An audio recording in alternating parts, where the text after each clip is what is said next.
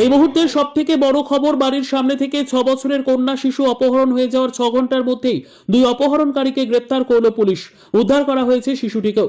করণদিঘি থানার টুঙ্গিদিঘি ট্রাফিকের নাকা চেকিং পয়েন্টে ট্রাফিক পুলিশ তাদেরকে গ্রেপ্তার করে বলে খবর। শিশু সহ 2 দুষ্কৃতীকে করণদিঘি থানায় নিয়ে যাওয়া হয়েছে। পুলিশ সূত্রে জানা গিয়েছে, ধৃত 2 অপহরণকারীর নাম মনসুর আলম, বয়স 30 ও এজাজ আহমেদ। তাদের বাড়ি হরিশ্চন্দ্রপুরের গাংনদিয়া গ্রামে। আজ সকাল 10:30 নাগাদ হরিশ্চন্দ্রপুরের সালালপুর গ্রামে বাড়ির সামনে থেকে আফরোজা খাতুন নামের 6 বছরের এক কন্যা শিশুকে বাইকে করে অপহরণ করে নিয়ে যায় 2 যুবক। তদন্তে নামে হরিশ্চন্দ্রপুর থানার পুলিশ।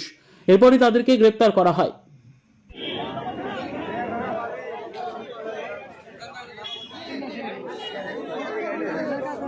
लड़का है ये है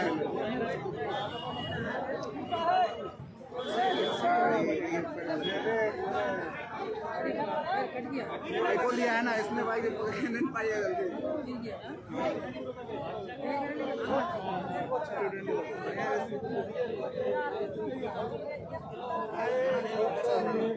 कुंटा कुंटा